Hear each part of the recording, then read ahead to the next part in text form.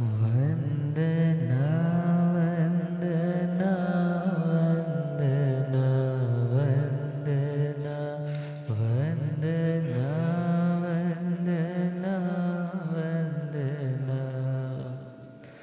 मुझको तारो प्रभु तारे जो चंदना, मुझको तारो प्रभु तारे जो। वंदना वंदना वंदना वंदना वंदना वंदना। अनंत अनंत शांति की निकेतन शासनपति श्रीरमण भगवान महावीर स्वामी के पावन चरण अरविंदों में हार्दिक भावना वंदन नमन।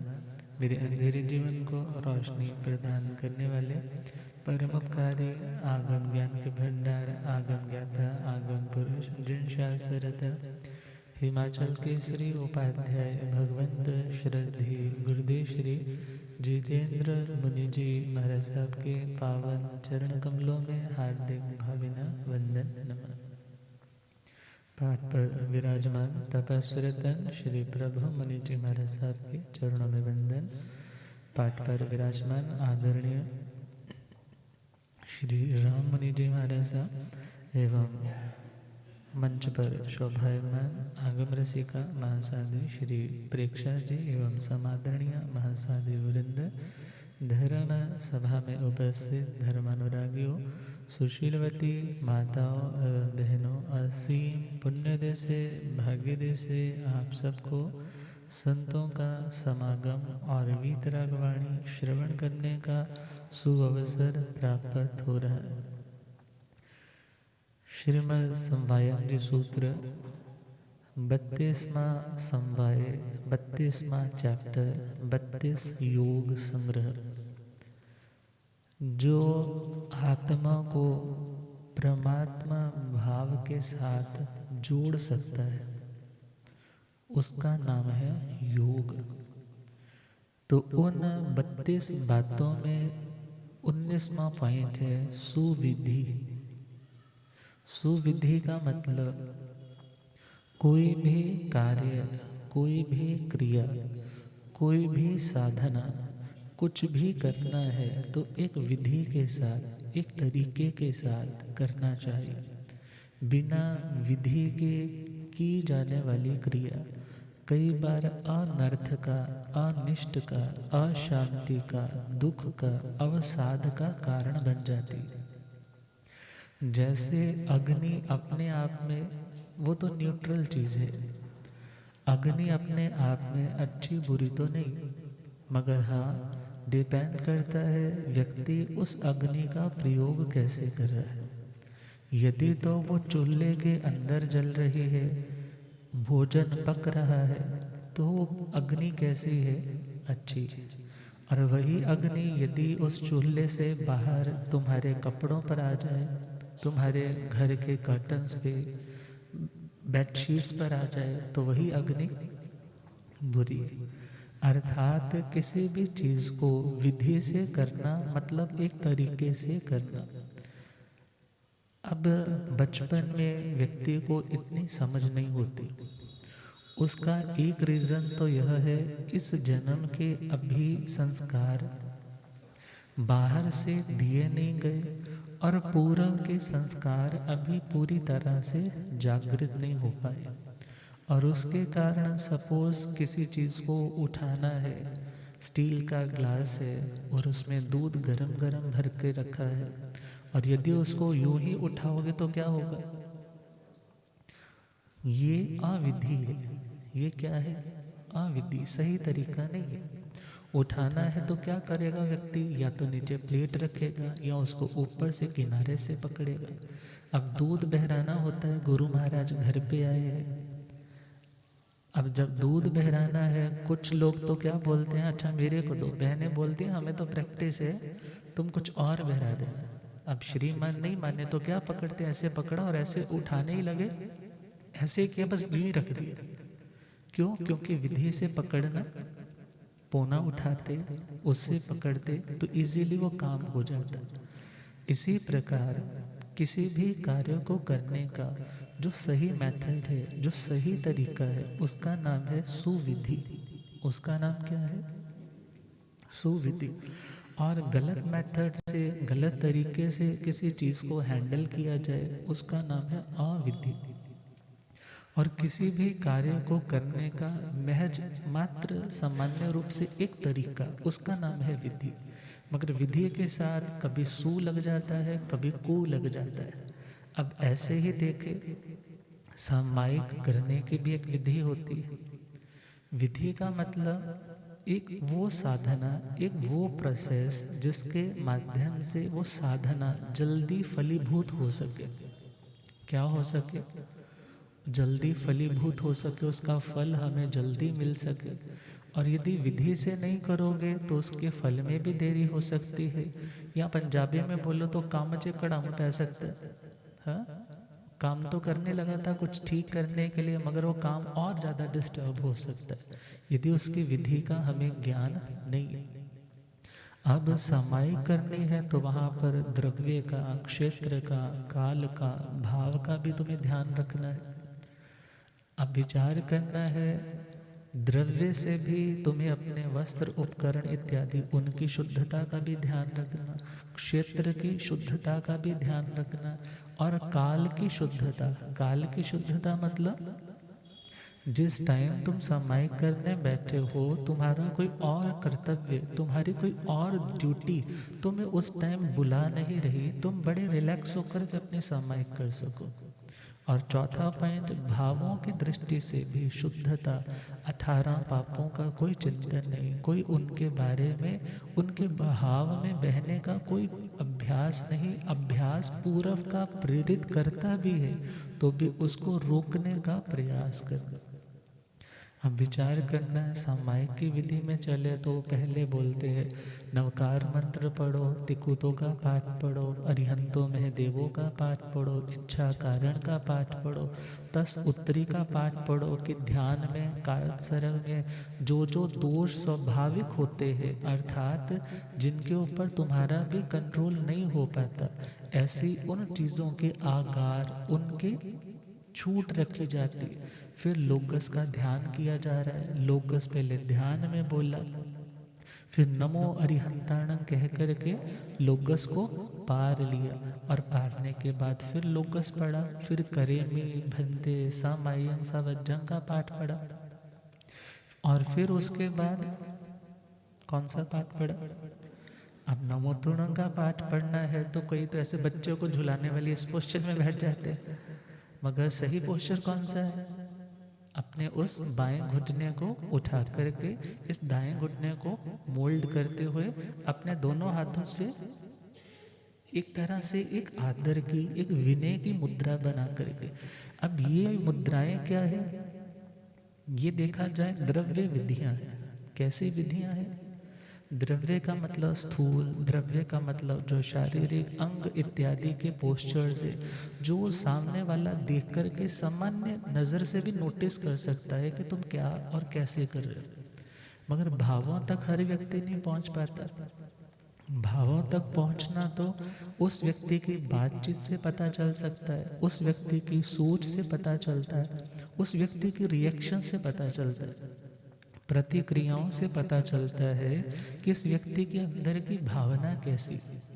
अब हम विचार करें, स्थानक वासियों की कुछ विधियां अलग है, मंदिर वालियों की विधियां कुछ अलग है।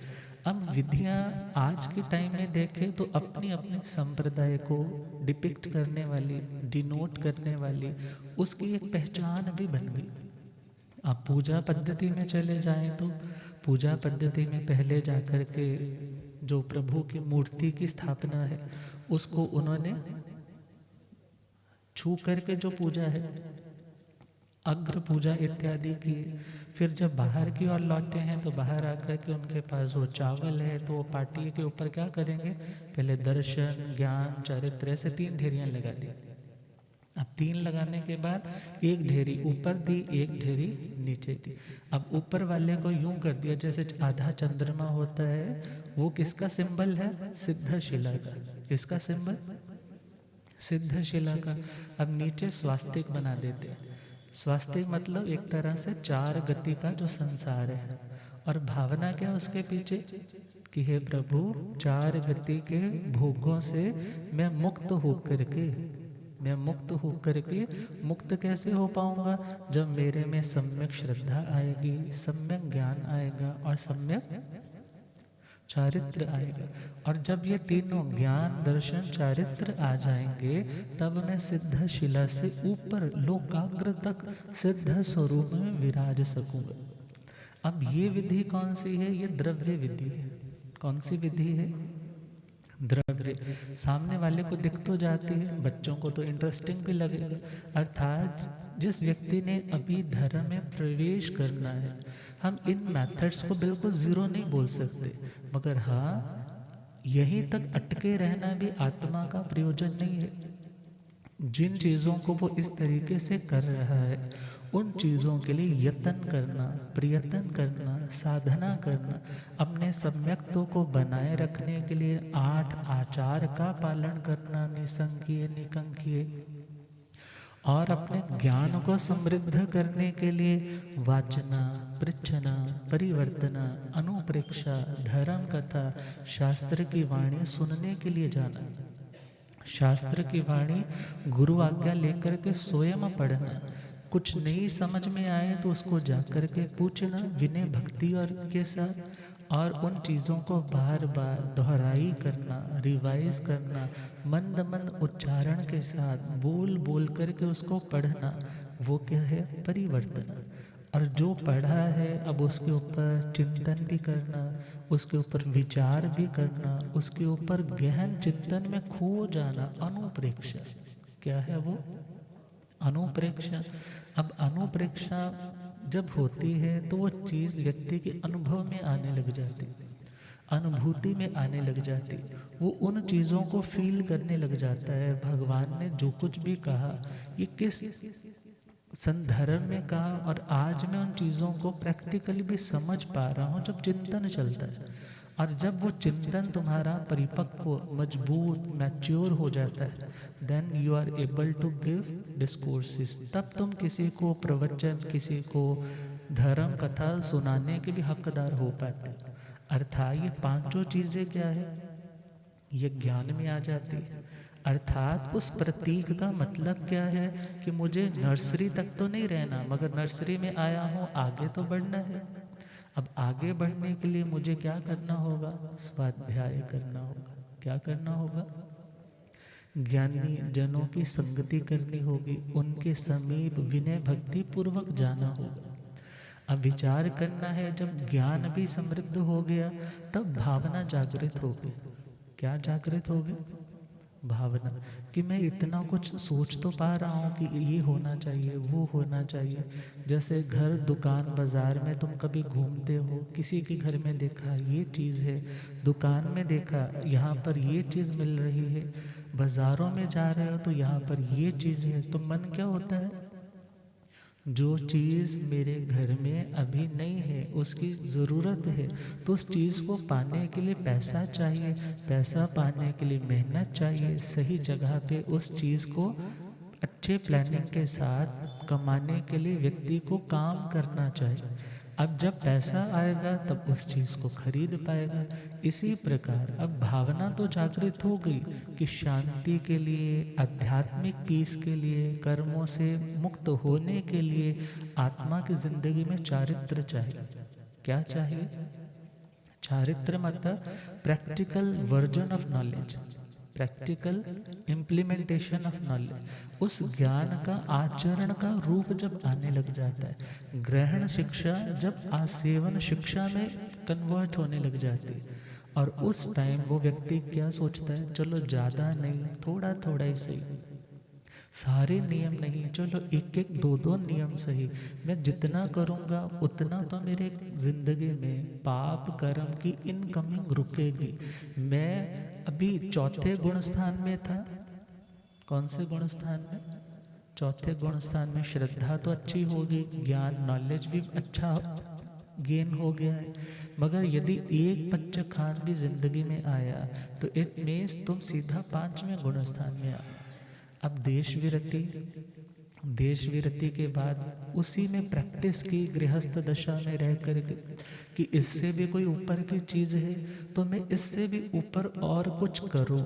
यदि हिम्मत बनती है, प्रैक्टिस घर में रहते ही चलती है, तो वो कौन से गुण स्थान में आएगा?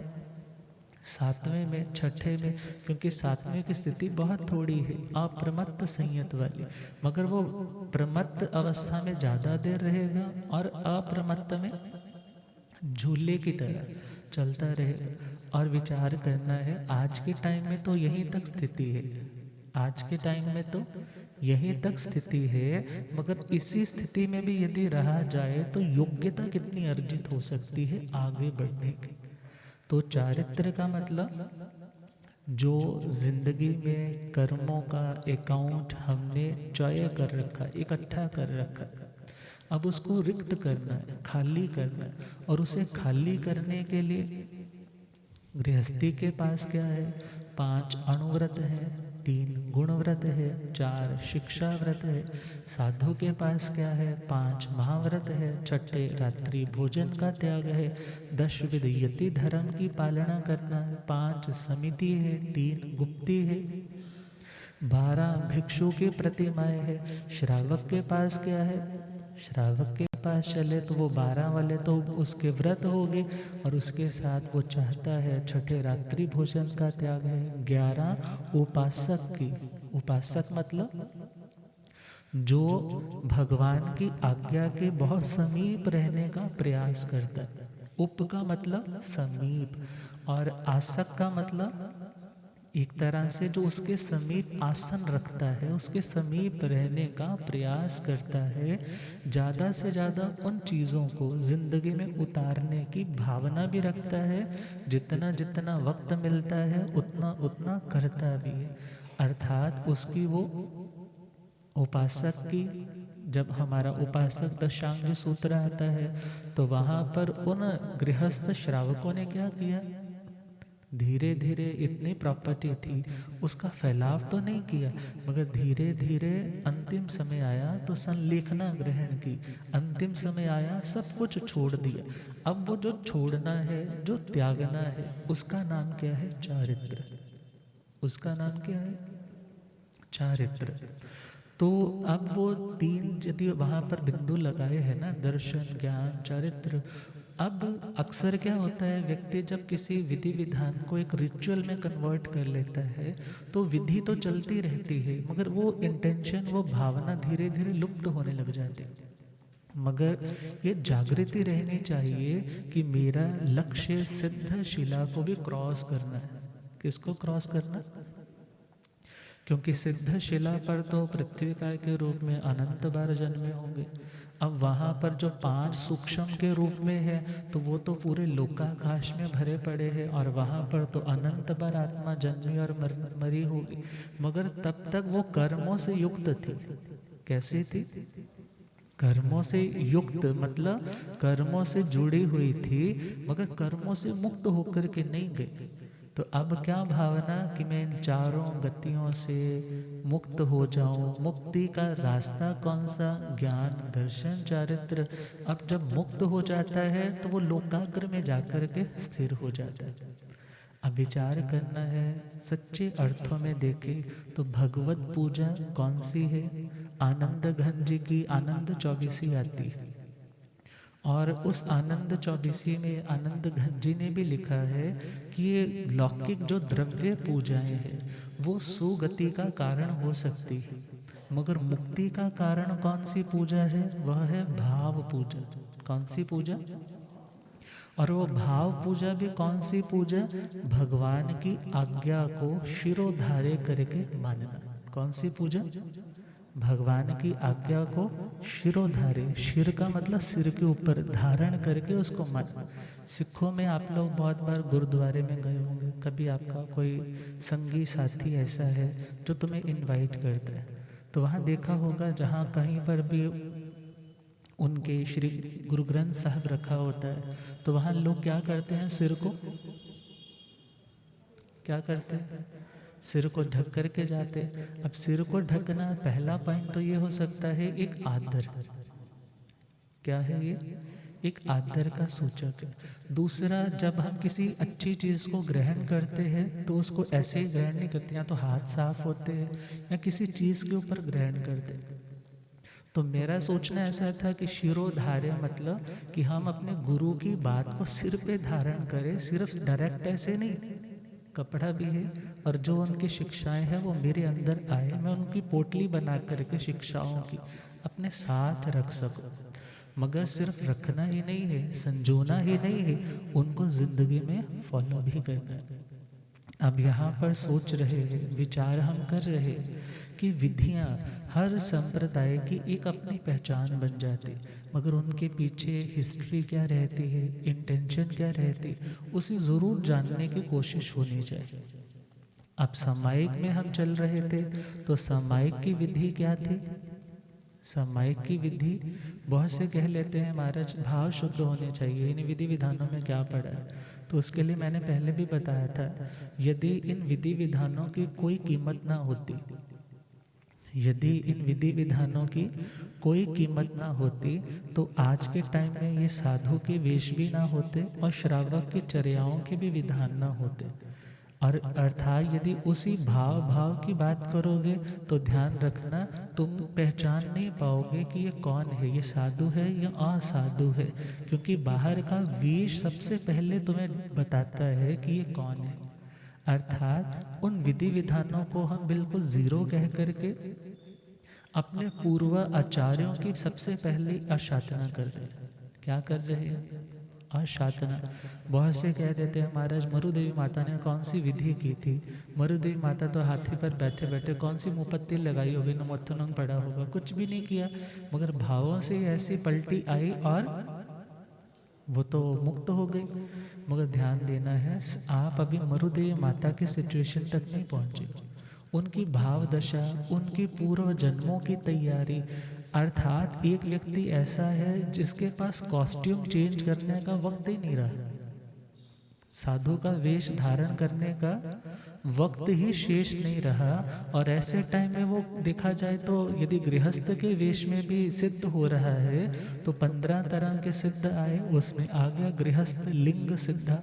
क्या आ गया, गृहस्थ लिंग का मतलब है वेश, लीनम अर्थम गमयति बोधयति इति लिंगम, जिससे लीन अर्थात जो भीतर है वो बाहर प्रकट हो सके, उसका नाम क्या है, लिंग। जो बाह्य परिधान है, वेशभूषा है।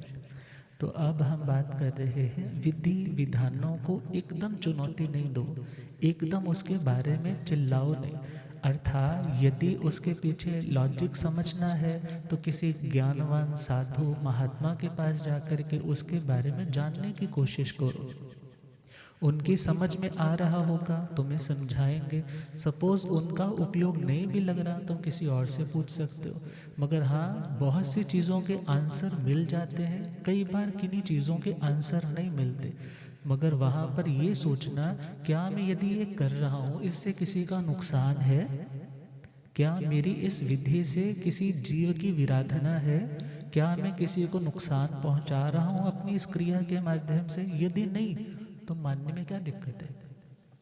और यदि उस विधि से हम दूसरे का नुकसान कर रहे हैं, किसी एक इंद्रिय से लेकर पंच इंद्रिय जीव का हम घात भी कर रहे हैं, तो उसे टालना ही देखा जाए शुद्ध धर्म है।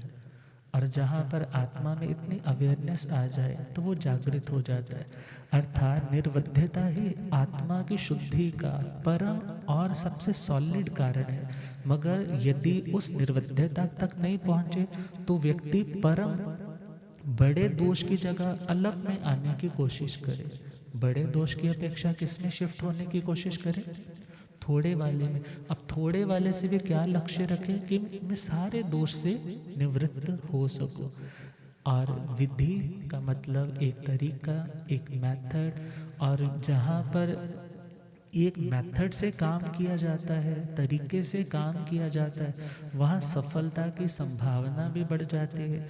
वहाँ व्यक्ति की पॉजिटिविटी भी मेंटेन रहती है कि मैं सही डायरेक्शन में चल रहा हूँ, सही प्रोसेस मैंने फॉलो किया है, राइट डायरेक्शन में राइट तरीके से मैं चल रहा हूँ, तो मुझे किसी की बातों से विचलित होने की आवश्यकता नहीं। अब इसी प्रकार प्रतिक्रमण की भी विधि है। अब प्रतिक्रमण की विधि में अब सामायिक 1 है, 24 2 है, वंदना 3 है, प्रतिक्रमण 4 है, कालसर्ग 5 है, पच्चखान 6 है। अब उसमें हर चीज़ आती है कि इस पार्ट में खड़े होकर के करे, इस पार्ट में इस पोस्चर में करे, इच्छा में खमा सुमनों में। अब आया ना जत्ता भे जवणी जंजय। अब कोई पूछ लेता है इसका लॉजिक क्या है।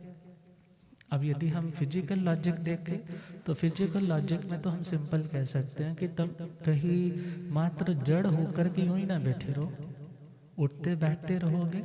और सेकंड पॉइंट है इसमें विनय सूचकता आती है। तुम जब किसी के लिए उठ रहे हो, इट मीन्स तुम्हारे हृदय में किसी के प्रति आदर है। कोई घर पे आया मगर तुम तो पैर में पैर रख कर बैठे हुए हो, तो सामने वाले को क्या लगता है कि इसके मन में मेरे प्रति रिस्पेक्ट।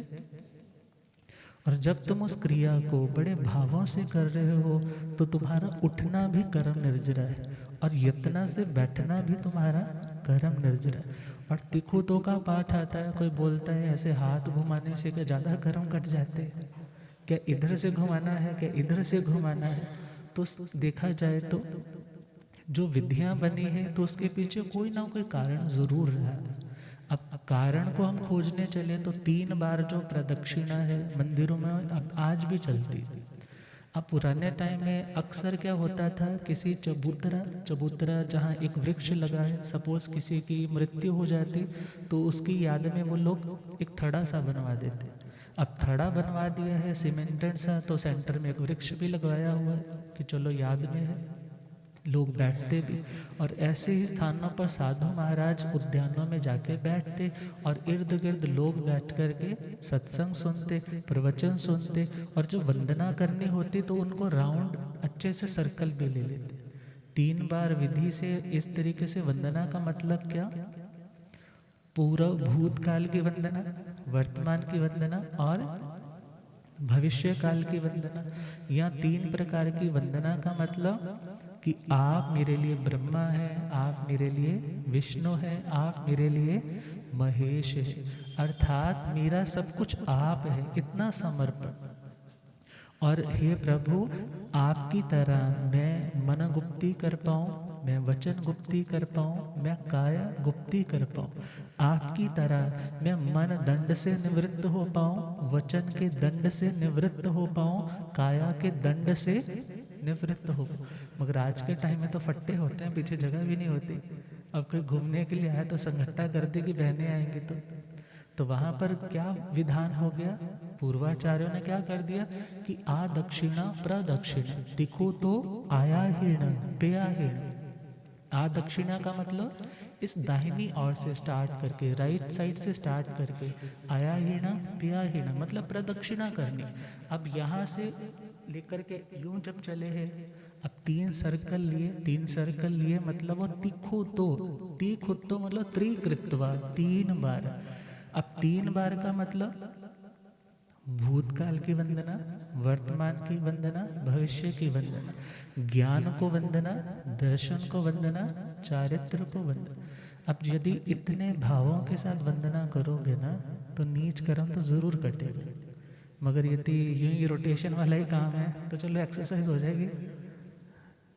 मगर अब वहाँ पर ये भी आ जाता है, महाराज वो करीमी पढ़ना है तो नीचे बैठना है कि यूं ही खड़े खड़े करना है, कई घुटने लगा करके वंदना करते। तो वहाँ पर कन्फ्लिक्ट में जाने की कोई ज़रूरत नहीं। वहाँ पर सिंपल सा आंसर है, जहाँ की जैसी विधि है, जहाँ की जैसी विधि है तुम उसके अकॉर्डिंगली करो। तुम्हारे यदि बैठ के वंदना की विधि प्रचलित है तुम वैसे करो। यदि उठ बैठ के तुम राजस्थान, महाराष्ट्र, गुजरात में जाओ, वहाँ उठ बैठ के विधि है तो वहाँ पर तुम खड़े खड़े करोगे, बाकी सबको उठ बैठते हुए देखोगे तो तुम्हें लगसा लगेगा। मगर हाँ, जहाँ पर जैसी चलती है, जहाँ पर जिस तरीके से चलती है, भाव तो कर्म काटने का है, मगर हाँ कुछ विधि विधान क्षेत्रीय रह जाते हैं। क्षेत्रीय मतलब किसी क्षेत्र में वो प्रसिद्ध है, किसी क्षेत्र में वो प्रसिद्ध नहीं। अब यहाँ पर वंदन विधि की बात हुई, सामायिक विधि की बात हुई, प्रतिक्रमण विधि। अब लोकस के ध्यान की भी कई बार चर्चा आ जाती है, कितने लोकस करने हैं। अब वहाँ पर सिंपल सा उसका भी आंसर है कि हमें रिजिड नहीं बनना किसी चीज़ के लिए। जहाँ पर जैसी व्यवस्था है उस अकॉर्डिंगली, जो गुरु महाराज का आदेश है और जहाँ पर संघ में जो प्रचलित धारा चल रही है उसके अकॉर्डिंग करो। और यदि वहाँ पर तुम अड़ोगे तो आए तो थे कर्म झाड़ने आए तो कर्म उतारने थे। मगर सपोज करो ना, कोई व्यक्ति पैर सामने वाले पायदान पे झाड़ कर अंदर आए और कोई व्यक्ति जाते टाइम ना सारे पायदान की मिट्टी को लिफाफे में भर के घर ले जाए, तो पॉजिटिव वाला पॉइंट कौन सा है? गंगा में लोग जाते हैं क्या करने के लिए? पाप धारणा है ना कि मैं पाप उतारने जा रहा, मगर वहां जाकर के भी पाप कमा करके आए तो। इसलिए इन चीज़ों में उलझने की आवश्यकता नहीं। गुरु महाराज जैसी आज्ञा देते हैं, आप जिस संघ को फॉलो कर रहे हैं उसके अकॉर्डिंगली कर्म काटने का लक्ष्य हो, निर्जरा का लक्ष्य हो, अड़ने का नहीं, झगड़ने का नहीं, ईगो को, नाक को, कॉलर को ऊंचा रखने का लक्ष्य नहीं, कर्म काटने का लक्ष्य। यदि ये लक्ष्य है तो वहाँ पर अपनी जो विधि है वो आपकी सुविधि है। वो क्या है? सुविधि। अब इसी के साथ प्रतिक्रमण भी हो गया, सामायिक भी हो गई। अब इसके साथ साथ संलेखना की विधि। कौन सी विधि? अंतिम समय आता है, अब मरणांतिक कष्ट कोई तो सह पाता है, कोई नहीं सह पाता। कोई देखता है कि शरीर में अब वो ताकत नहीं रही, अब मैं कब इतनी साधना करूं कि सारे कर्म काट सकूं। गुरुदेव हो रब मेरा सतगुरु बन के आया,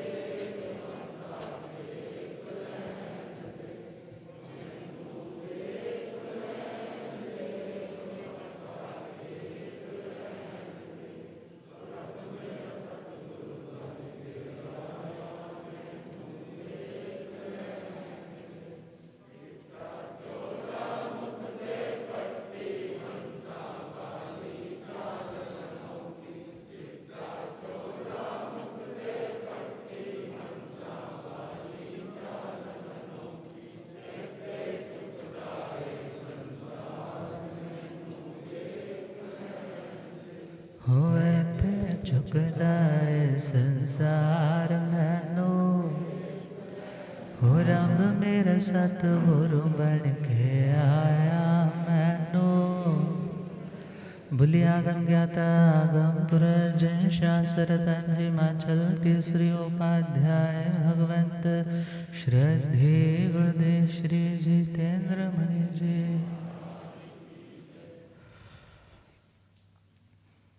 तो विधि संधारे की भी एक विधि है।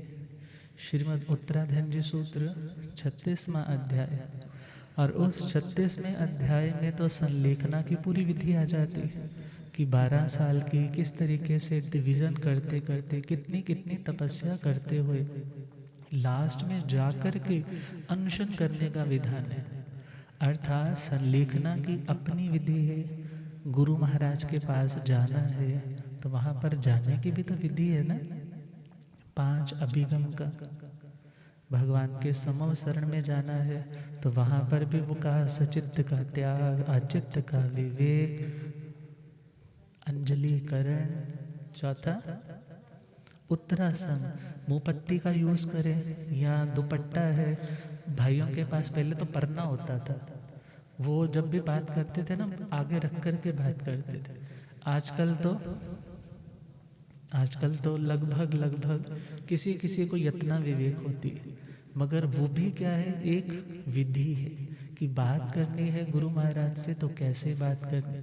अब पहुंच गए हैं वहां पर जाकर के इधर उधर नहीं देखते रहना है, बल्कि एकाग्र होकर के उनकी बातों को श्रवण करना है।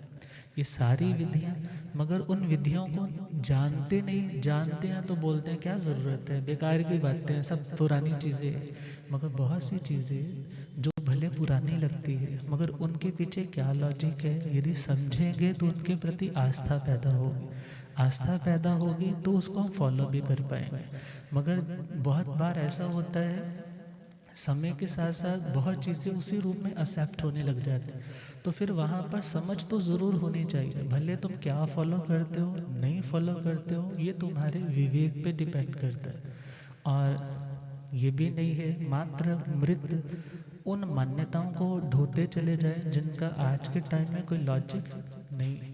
अब वहाँ पर एक छोटी सी घटना आती है। एक बार एक बेटा, घर में एक आला बना हुआ, आला समझते हैं आला, वहाँ पर जब खाना खाता है वहाँ पर आता है, एक दो मिनट खड़ा होता है, मत्था टेकता है, अपने काम पे चला जाता है। अब हर रोज़ का यही काम है। एक बार उनके पिता के मित्र घर पे आए हुए थे। जब घर पे आए तो उन्होंने देखा कि खाना खाया और ये बेटा वहाँ पर गया, मत्था टेक के जा रहा है। पूछा, बेटा यहाँ कोई स्थान बना हुआ है, इस जगह पे कोई स्थान बना है? बोला नहीं नहीं पिताजी ना, यहाँ जब खाना खाते थे ना तो यहाँ 2 मिनट खड़े होते थे फिर जाते थे, बस पिताजी खड़े होते थे इसलिए मैं। अभी सुना उसने, कहने लगे बेटा तुम्हें पता है तुम्हारे पिताजी यहाँ पे खड़े होके क्या करते थे? कहने लगा पता नहीं है, बस वो यहाँ आते थे इसलिए मैं खड़ा होके। कहने लगे बेटा ये देख, आज भी कुछ तिल्लियाँ यहाँ पे पड़ी, टूथपिक्स, समझ रहे ना टूथपिक्स, देख यहाँ पर आज भी कुछ वो पड़ी है। और तुम्हारे पिताजी जब खाना खाने के बाद कुछ अटक जाता तो यहाँ 2 मिनट लगाते थे। मीन्स तुम लॉजिक को नहीं समझते, बहुत सी बातें यूँ ही ढोते जा रहे हो, ढोते जा रहे हो। अब कितनी वो बातें थी, सती प्रथा की बातें, इतने इतने दिन रोना पीटने की बातें, उन चीज़ों को उन संतों ने बंद करवाया। अर्थात जहाँ लॉजिक समझोगे तो उस चीज़ के प्रति श्रद्धा आएगी, और जब लॉजिक समझा नहीं, प्रज्ञा से तत्व का निश्चय नहीं किया, तो वहाँ पर बस कर रहे हैं पता नहीं। एक बार एक जगह प्रतिक्रमण करवाया जा रहा था, भले ये बात काल्पनिक हो मगर हमें समझना है। अब प्रतिक्रमण करवा रहे हैं श्रावक जी, सब लोग कर रहे हैं, और उनको बोला जैसे जैसे ये करवाएं वैसे वैसे करते जाना, और वो करवाते जा रहे हैं। उन बेचारों को मिर्गी के दौरे की प्रॉब्लम थी। अब पड़ गया, सारे उसकी तरह झूलने लग पड़े कि शायद यही विधि होगी, और उतने में मुंह से क्या निकलने लग पड़ी, झाग निकलने लग पड़े। चलो किसी ने संभाल करके उनको रिकवर भी कर लिया, कोई समझदार आ गया वहाँ पे। तो प्रतिक्रमण जब हो गया, बाद में पूछा कि सबने प्रतिक्रमण ठीक से किया? बोले जी हाँ बिल्कुल, जैसे जैसे इन्होंने किया वैसे वैसे किया, मगर एक चीज तो हम लाख कोशिश करते रहे, बड़ी कोशिश की मगर फिर भी झाग हमारे मुंह से। तब जिसको पता ही नहीं है विधि क्या है, सिर्फ देखा देखी नहीं, खुद पढ़ो, खुद चिंतन करो, आकर के उन प्रश्नों के समाधान पूछो, लॉजिक्स क्लियर करो।